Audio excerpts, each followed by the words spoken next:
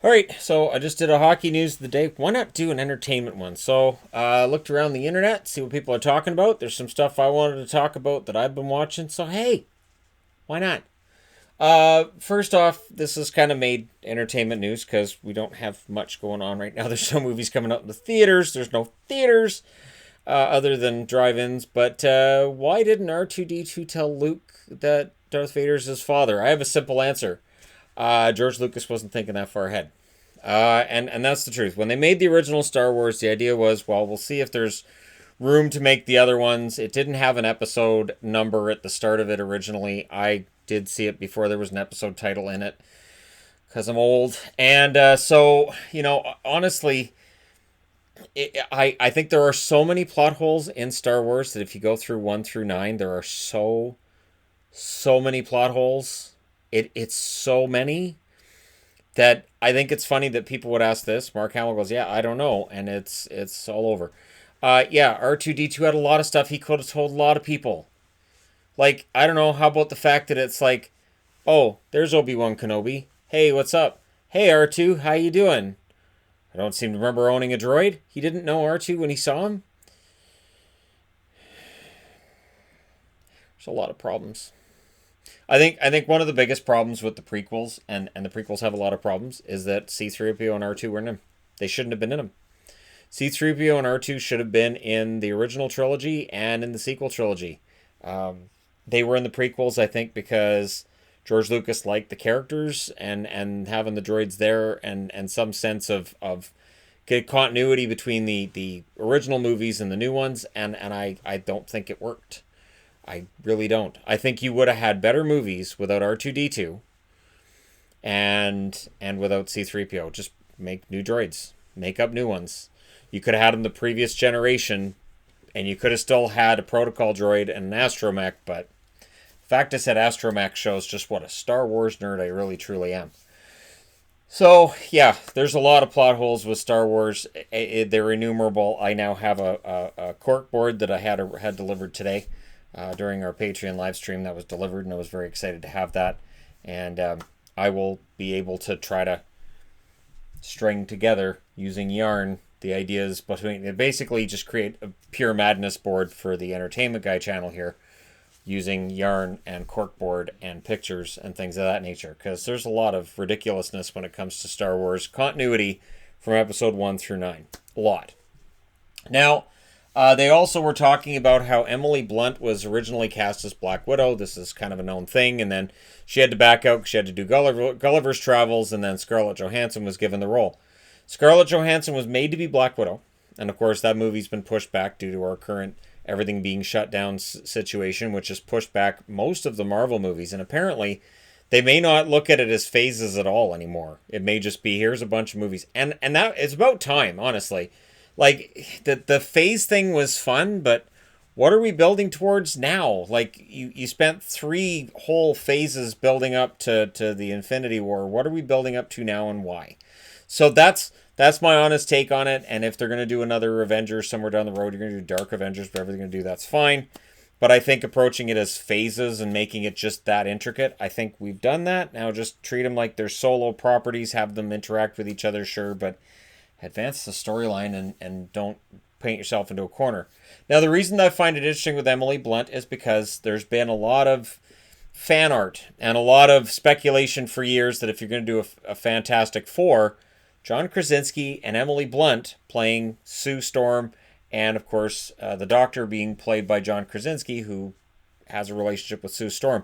That would work, and they look the part. They absolutely 110% look the part. And so Emily Blunt not being Black Widow, I think that's worked out really well because I'd like to see her as Sue Storm in a Fantastic Four movie, which who knows when we get that now, right? I think a proper Fantastic Four movie, it can't take itself seriously. It has to be along the same lines as Guardians of the Galaxy. I think the first 2 movies were fine. The reboot was just, it was dark and it was bleak and it doesn't work for the Fantastic Four. You can't do that. It doesn't work. It's goofy. It's always goofy. So I think if you have Emily Blunt and John Krasinski, I think they could bring the right amount of seriousness and the right amount of goofy in there as well, because they're married in real life. So you could play around a little bit with something in that. You could have like a joke in there somewhere where somebody talks about the Office and John Krasinski going, I never really cared for that show. That kind of thing. One of the only things that worked in The Dead Don't Die, I thought, was the fact that Adam Driver, who of course was Kylo Ren, had a keychain that had a Star Destroyer on it, and somebody said something, and then there's a Star Wars joke in there where he's kind of like, Star Wars is okay. Like, I thought that was a good little inside joke, a little bit of a self-aware joke, and that's the kind of thing that should be sprinkled throughout a Fantastic Four movie. Self-awareness that this isn't meant to be taken too seriously. So I've been watching the 100, and I'm into season 4. I will admit I've skipped a few episodes here and there because it gets kind of daunting to get through. And it feels to me like every secondary character is just brought in to die. And I'm not sure how many people, like when they show these villages, there's not a lot of people, and then they have this big massacre. I'm like, where did all them come from? Like, for a world that was basically destroyed, there seems to be a lot of people in it, and this is a small area, and there's a lot of people. And so I'm into season 4, so I'm into the nuclear reactor thing. I've only done the first episode. Please, no spoilers. Thank you very much. But other than Clark, Octavia, Bellamy, Kane, Jaha, these main characters, it just feels like everybody else is a red shirt waiting to die. I find that strange. The other thing I find strange is that Clark's cleavage seems to get more and more pronounced every season. The funniest thing was I watched the final episode of season 3 and the first episode of season 4 back to back. And in between season 3 and the first episode of season 4, there is no time difference. It is one episode starts minutes after the last one ended, and yet hairstyles change during that couple of minutes. I was like, okay, Octavia's hair looks different, Clark's looks different. Pretty sure Raven looks a little bit different, although Raven only seems to have one set of clothes. I worry about Raven's wardrobe. One set of clothes, and her leg, her leg is busted up thing. Sometimes that limp is a little bit inconsistent, but and Bellamy, I'm bewildered at how characters on this show can just slaughter people. They can just go through and kill a bunch of people, and then something happens and they have a moral conundrum, and they have this moment of, I don't know if I can do this. And all I'm thinking is, you just killed 20 people. What's 21? Now you've got a moral conundrum because this one's wearing a poppy. Like, it's that ridiculous. I'm bewildered by all this. Like, there's the moment with Emerson in season 3 where I'm like, yeah, kill him. Of course she's not going to kill him because she's Clark. Oh, God, Clark. Oh, why do you get people killed? Of course not. So, like, I don't... But again, I'm powering my way through it. If I can watch Flash for 6 years, I can get through seasons 4 and 5 of the 100 and get ready for season 6, whenever that's going to debut. So, yeah, it just feels like every secondary character is just there to die. It's pretty bad when they show Bellamy get a new girlfriend, and I'm like, who's this? She's dead. And a couple episodes later, I'm like, oh, look, I was right. She's dead. So, it's just the way it works. Just the way it works. And then Echo's gone, Echo's back, Echo's gone, Echo's back. She really is an Echo. That's how that works. Now, speaking of shows I've been watching, Yvonne and I have been powering through Lucifer. We finished season 1. We just finished season 1, so we're getting into season 2. This is what we watch every night. We try to watch an episode every night. Now, if I finish my treadmill early enough, and if we're in our room early enough, we might have time for as much as 3 episodes. Depends on how energetic we feel and how far we want to go through it. But I have to say this: Lucifer was a show that I was on the fence about. And I watched the first episode years ago, and I was kind of like, not really interested. And so I kind of left it. I really regret that now. It's a really good show. Tom Ellis is absolutely delightful. He is fantastic. And what makes the show work is you believe he can be the devil. You believe he has that penchant for mischief, that penchant for punishment, but you also can see he has a heart, and that he's a tortured soul, for lack of a better term. And it is a very well done show. I thought Amenadiel had a nice rounding out of his character. Even Maze, Mezakeen, who comes in as kind of this over the top, goofy, almost you'd expect her in a vampire movie with Kate Beckinsale. And then by the end of the season, she's actually a well-rounded character as well. And then there's Chloe's character. And again, I'm only just through season 1, but it's impressive to see all these characters get rounded out. and start out cartoonish and then become something else. So I'm impressed with that. Some really good writing. Now on the Lucifer news, they're supposed to be making another season to come out, season 6. Season 5's on its way out, but season 6 is in doubt because Tom Ellis wants to get paid and Netflix kind of doesn't like paying people. Now, you can't have Lucifer without Lucifer. All I'm thinking is, now just hear me spitballing here on this. If Lucifer doesn't get picked up for another season, can we get somehow, some way, Lucifer and Constantine together on the Wave Rider on Legends of Tomorrow? I don't care if it's one episode. I don't care if it's 2 episodes. I don't care if it's some weird spin-off idea with the two of them together. But that could be the most entertaining television I would have ever seen in my life. And for the love of all that's holy, I really wish you could get Lucifer, Constantine, and Sam and Dean from Supernatural onto a screen together. Somehow get the 4 of them together on a screen and just make it work. But I know it'll never happen. I know I'm writing fan fiction right now. But man, you could write a fantastic mini-series with those 4 characters all interacting with each other. I think you could write just an amazing show. Now, speaking of shows, there's a Hunger Games prequel that's on the way. If you're missing out on the joke of this, and I've already seen it on Twitter, yet we're in it. We're there. So, yeah, it's pretty easy to write the prequel to Hunger Games when we're living through it. All dark humor aside, we'll see how it goes. The Hunger Games, I really enjoyed the original. I did. I really enjoyed the first couple of movies, and then it kind of, I don't know, it kind of tailed off after. By the end of it, I really didn't care.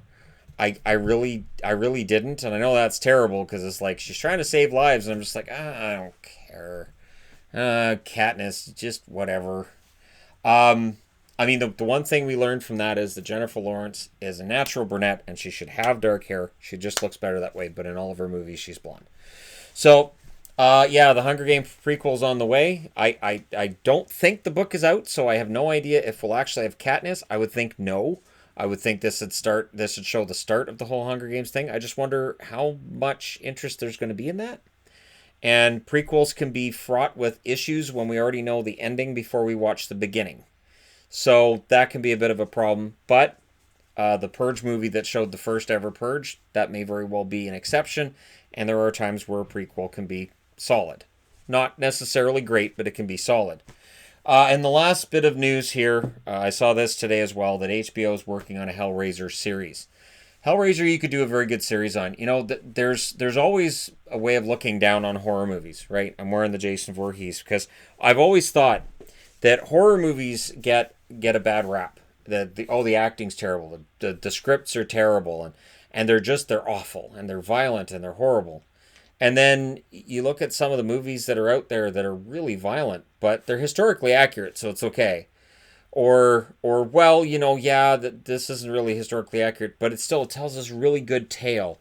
So it's really well written, and yet when you're watching it, you might be nodding off, going to sleep. But it's this violent, accurate thing, and it's this violent, takes it serious thing. Whereas you may watch an hour and a half of this and go, that was fun, that was a ride, that was interesting, that was fun. When I saw Part 7 in the theater, I really enjoyed it. But I'm gonna say that with Friday the 13th, with Nightmare on Elm Street, with other horror properties from the 80s, you could write a really good story and turn them into something better. Hellraiser, absolutely, you could make a very good series about it. You could show the origins of Pinhead, which were investigated in mostly, as far as I remember, it was the second movie that investigated the origins of Pinhead and of who he was. But you could really get into that. You could get into the creation of the puzzle box. You could talk about various forms of it and of who designed that and why. You could tell a really good story, much like with horror properties like Friday the 13th, like Nightmare on Elm Street, and like others. You could do a really good series on HBO, which just knocks everything out of the park and redefines what people think of 80s horror flicks, which I know were made by mostly directors they could get for cheap. The actors were mostly for cheap, and the Motion Picture Association, or the Ratings Association, basically just tore all the actual gore out of some of those movies as well. Which I kind of understood, and yet I kind of sort of didn't. When you look at the rules for what gore is allowed or not allowed in movies back in the 80s, a lot of it didn't make any sense. Early 90s, a lot of it didn't make any sense. You look at the stuff that got deleted from a movie like Scream, which was very well done and showed that a horror movie can be very well done.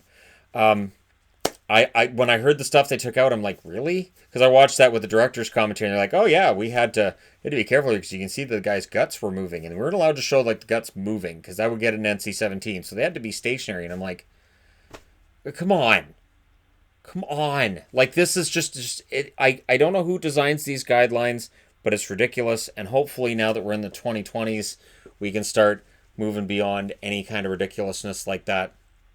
And if this Hellraiser series is a hit, please give me a backstory of Jason Voorhees, Freddy Krueger, some kind of anthologies where we can follow them. And whether you do it from single camera and make it like it's a reality show, whether you do something like that where it could work, it could feel really gritty and real, or you do it that it's a slick Watchmen style mini series, whatever you do with it. I think it's possible. Let me know what you guys think in the comment section below. Again, I feel like horror movies are really given a bad rap. There are a lot of movies that have won Best Picture Oscars, and they're forgotten 5 or 10 years later, whereas some of these really cheesy horror movies are remembered forever, and I think they deserve some credit for that. But let me know your thoughts. Do hit like and subscribe if you're browsing your way through. You just happened upon this video. And again, look for Madness videos using the corkboard soon. And I want to do a video on the most attractive casts in odd circumstances, just because the 100 has reminded me of what Buffy the Vampire Slayer reminded me of what The Walking Dead reminded me of when I used to watch The Walking Dead regularly. Like, it's odd that so many really attractive people survived the apocalypse. It's just, and I understand it's Hollywood casting, but it's just, it's odd. And what a very nice looking bunch of teenagers populate this entire world of the 100. That's bizarre. But again, thank you guys so much for watching, for all your support. Do hit like and subscribe if you're browsing your way through. You just happened upon this video, as I always say. And thank you guys so much for all your support. I'll talk to you again soon.